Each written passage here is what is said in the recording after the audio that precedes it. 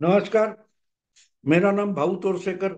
आप देख रहे प्रतिपक्ष और प्रतिवाद। दोस्तों, 15 अगस्त के बाद ये वीडियो, मेरे हिंदी वीडियो भाऊ तोरसेकर के सिर्फ प्रतिवाद चैनल पर होंगे। आज का वीडियो दोनों चैनल पर जाने वाला है।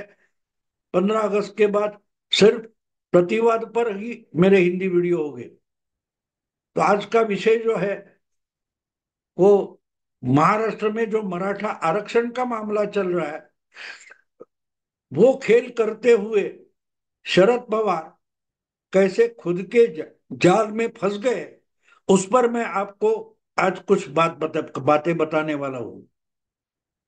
ये छुपी बात नहीं है कि जो मनोज जरांगे पाटिल नाम के मराठा नेता है, जिन्होंने उपोषण शुरू कर दिया था मराठवाड़ा के, उनका जो गांव है अंतरवली सराटी, वहां एक उपोषण शुरू कर दिया था। और वो फैलते फैलते अब बहुत बड़ा रूप उसने धारण किया है। उसके बाद आरक्षण के लिए अलग से प्रयास शिंदे सरकार ने किए, देवेंद्र फडणवीस ने उसमें मदद की थी। असलियत में हम देखें तो शरद पवार खुद को मराठा नेता मानते हैं। पिछले कुछ दशकों से शरद पवार राजधानी में राष्ट्रीय स्तर की राजनीति कर रहे हैं। दिल्ली में उनको मराठा नेता माना जाता है। जैसे चरण सिंह वगैरह लोगों को जाटों का नेता माना जाता है, अखिलेश या मुलायम या लालू प्रसाद को यादवों का नेता माना जाता है। उसी ढंग से शरद पवार को हमारे देश के राजनीति में मराठों का नेता माना जाता है। स्ट्रांग मराठा, ये अंग्रेजी मीडिया ने उनको उपाधि दे दी है। ऐसे शरद पवार ने पिछले कुछ दशकों में राजनीति करते करते चालाकी इतनी कर दी कि खुद अपने ही जाल में हमेशा फंसते गए, और 6 दशकों से राजनीति करते करते ना कहीं भी पहुंच पा रहे। कभी कभी तो इतनी बुरी हालत हो जाते, न घर का न घाट का। ऐसी हालत शरद पवार की हो गई है, क्योंकि हमेशा चालाकी से राजनीति नहीं होती। राजनीति में और विशेषता लोग जो डेमोक्रेटिक पॉलिटिकल प्रोसेस होती है, लोकतंत्र की राजनीति है, वहां हमेशा चुनाव होते रहते हैं, और चुनाव में जनता का विश्वास संपादन करना बहुत जरूरी होता है। किसी भी नेता की ताकत अगर कुछ कुछ होती है, तो वो जनता का विश्वास जो होता है उसमें सम्मिलित होती है। जितना विश्वास ज्यादा, उतनी आपकी ताकत बढ़ी। इसलिए गुजरात का मुख्यमंत्री होने के बाद देखते देखते 10-12 साल में नरेंद्र मोदी देश के नेता बन गए। 2014 में नरेंद्र मोदी राष्ट्रीय राजनीति में आ गए, लेकिन उसके 2 साल तक कोई किसी ने सोचा नहीं था कि मनमोहन सिंह, सोनिया गांधी, इनकी जो राजनीति यूपीए की चल रही थी, उसको चैलेंज देने वाला कोई बीजेपी का नेता हो भी सकता है। क्योंकि सुषमा स्वराज, लाल कृष्ण आडवाणी ऐसे नेता थक गए थे। लेकिन सोनिया, मनमोहन सिंह, इनके पास जनता का जितना विश्वास नहीं था, उससे भी ज्यादा विश्वास कुछ सालों में मोदी ने देश भर में पैदा कर दिया। आपको याद होगा 2004 में यूपीए सरकार बनी तो कांग्रेस के पास सिर्फ 146 सीटें थी। 2009 में 206 सीटें हो गई। उस वक्त मोदी जी राजनीति में थे भी नहीं, और बीजेपी हारती रही। इस पार्श्वभूमि में अचानक से 2013 में नरेंद्र मोदी का नाम आगे आ गया। उससे भी 1-2 साल पहले देश में लोकपाल का आंदोलन हो गया। भ्रष्टाचार के खिलाफ रामदेव जो थे, संत महात्मा थे, उन्होंने भी आंदोलन किया था। लेकिन उसका फायदा उठाने की क्षमता बीजेपी ने दिखाई नहीं थी, बीजेपी में थी भी नहीं। क्योंकि बीजेपी के पास कोई विश्वास जनता का संपादन करने वाला कोई नेता नहीं था। और मोदी जी गुजरात लगातार जीत रहे थे। 2012 में तीसरी बार दिसंबर 2012 में मोदी जी ने गुजरात का विधानसभा चुनाव जीता और बड़ी संख्या में जीता, बड़ी ताकत से जीता। लेकिन इस दरमियान जितनी बदनामी मोदी की होती गई, उतना जनता का मोदी पर भरोसा बढ़ता गया। थे तो गुजरात के मुख्यमंत्री, काम गुजरात के लिए करते थे, लेकिन शुरू शुरू में जिस ढंग से उन्होंने गुजरात में सरकार चलाई, तो पहले तो गुजरात की जनता का उन पर भरोसा बढ़ता गया। लेकिन जैसे कि बीजेपी के केंद्र के नेता, केंद्रीय नेतृत्व जितना दुबला होता गया, उतना ही बीजेपी के जो देश भर फैले हुए कार्यकर्ता थे, केडर था, उसका मोदी पर भरोसा बढ़ता गया। बीजेपी के कार्यकर्ता को लगा कि हाँ, अगर मोदी जैसा नेता प्रधानमंत्री की रेस में आ जाए तो हमारी पार्टी भी ऑल इंडिया जीत सकती है। उसका परिणाम हमने 2013 के मध्य में गोवा में पार्टी के अधिवेशन में देखा। कार्यकर्ता इतना जोर शोर से मोदी का नाम उठा रहा था कि आखिर में मोदी को ऑल इंडिया प्रचार प्रमुख बनाना पड़ा। और देखते देखते 6 महीने में मोदी ने लोकसभा का चुनाव लड़कर 242 सीटें जीत कर दिखाई।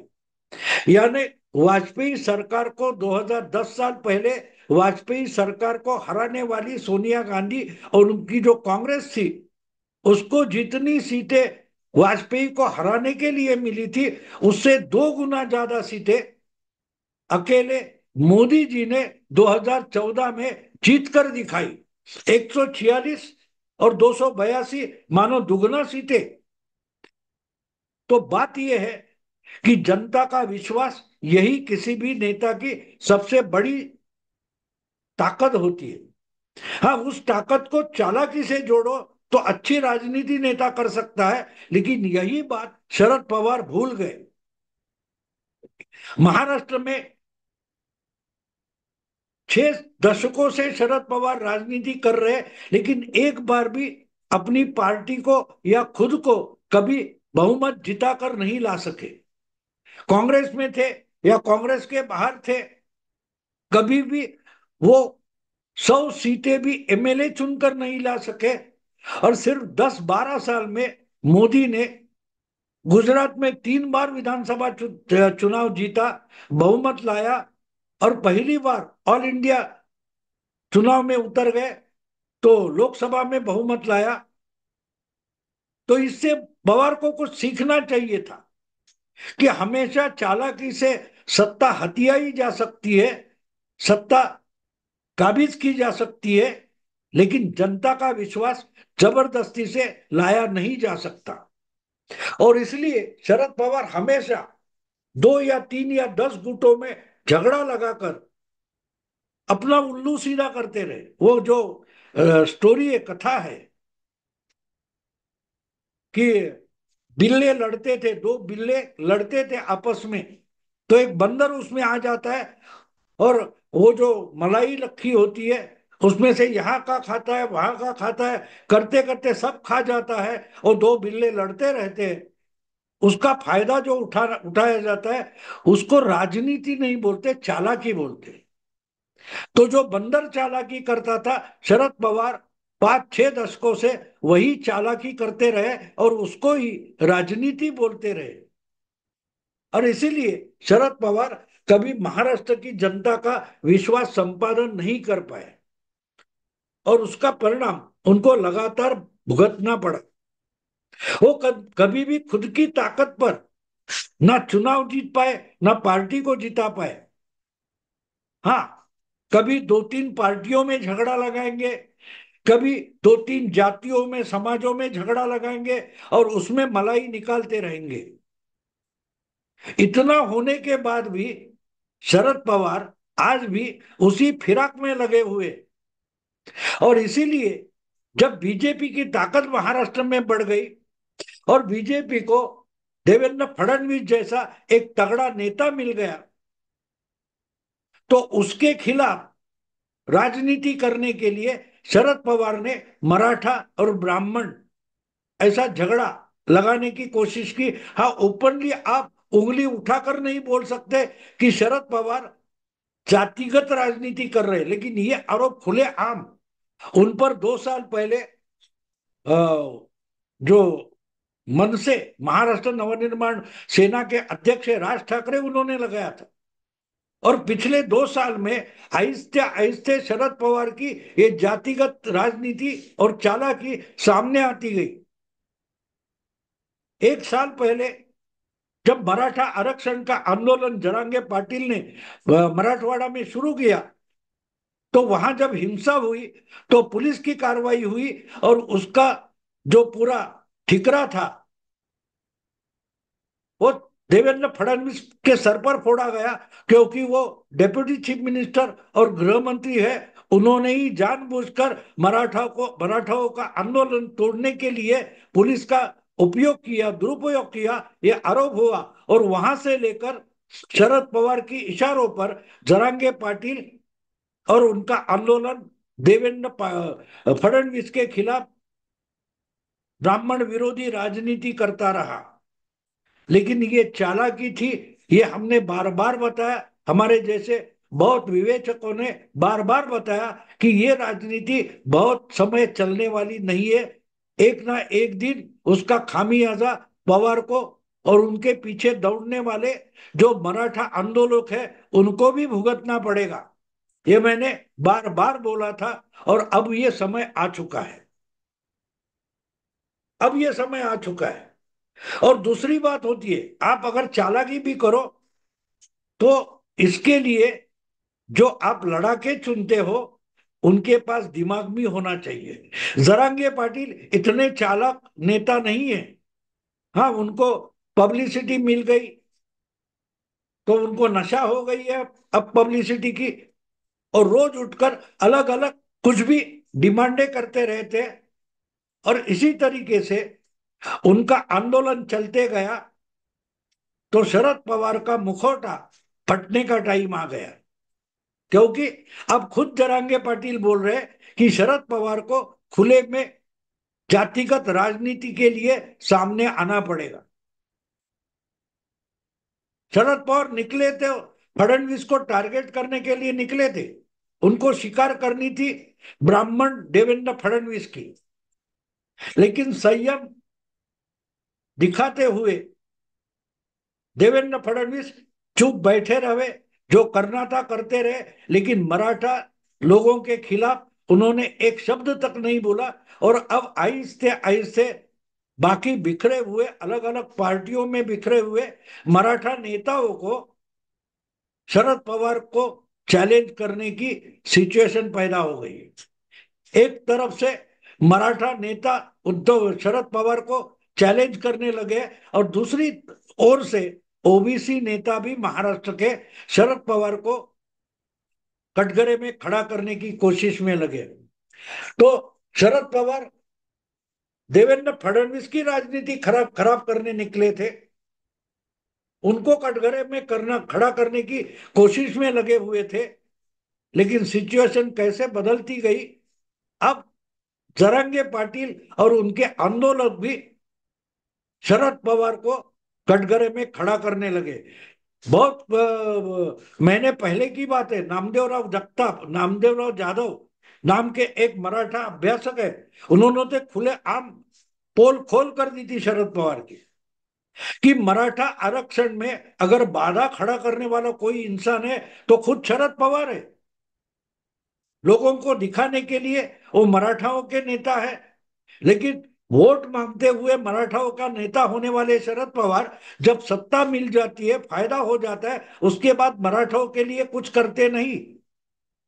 बहुत साल पहले जब आरक्षण का मामला आया था, मंडल आयोग आया था, तब शरद पवार ने ऐसी बाधा और रोड़ा खड़ा कर दिया है कि मराठाओं का आरक्षण मिल भी नहीं सकता।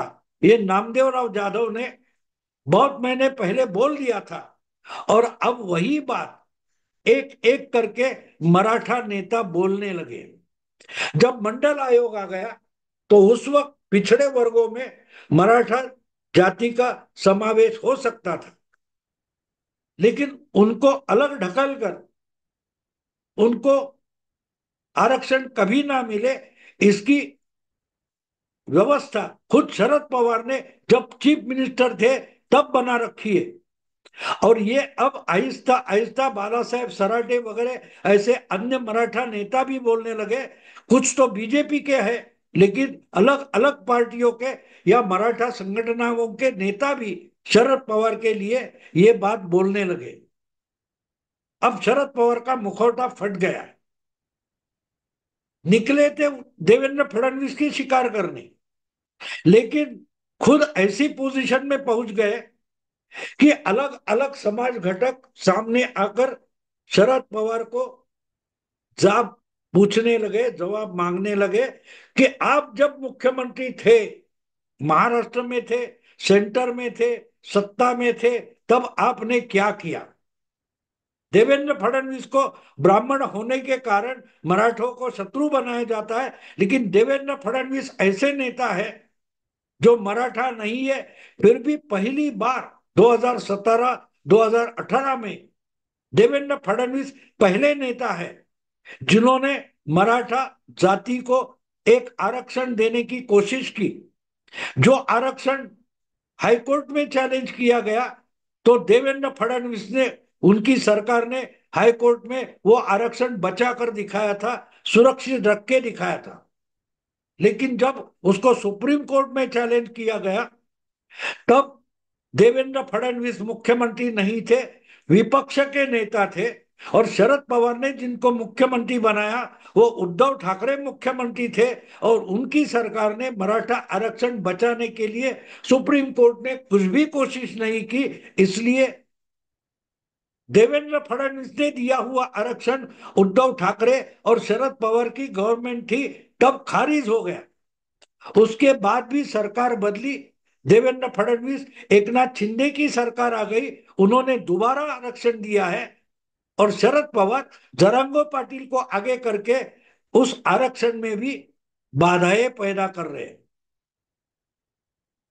तो आहिस्ते आहिस्ते 2 साल निकल गए, लेकिन अलग अलग संगठन और पार्टियों में काम करने वाले मराठा नेता समझ चुके हैं कि हमारे आरक्षण की, मराठा जाति के आरक्षण की और कल्याण में बाधा अगर कौन है तो खुद शरद पवार है। और उनको जवाब पूछने के लिए, सवाल पूछने के लिए अलग अलग खेमे में बटे हुए मराठा इकट्ठा होने लगे। एक तरफ से मराठा नेता जवाब पूछ रहे हैं और दूसरी तरफ से ओबीसी वाले भी पूछने लगे कि आपकी भूमिका क्या है। और शरद पवार के पास उसका कोई जवाब नहीं है। इसलिए शरद पवार डर दिखा रहे हैं कि इसमें जातिगत हिंसा और संघर्ष होगा, मणिपुर जैसा होगा। तो शरद पवार का मुखौटा फट गया है। जिंदगी के आखिरी पड़ाव पर पहुंचे शरद पवार लोकसभा में अच्छी सीटें ला पाए, लेकिन विधानसभा चुनाव आते आते इनकी इतनी बुरी हालत होने वाली है, शिकारी खुद यहाँ शिकार हो गया, ये जो गाना है, वैसी हालत शरद पवार की हो गई है। जो चालाकी करते रहे जनता का विश्वास संपादन करने के बजाय, शरद पवार हमेशा चालाकी करते रहे, उनके चमचे उनकी चालाकी को ही राजनीति और चाणक्य नीति बोलते रहे।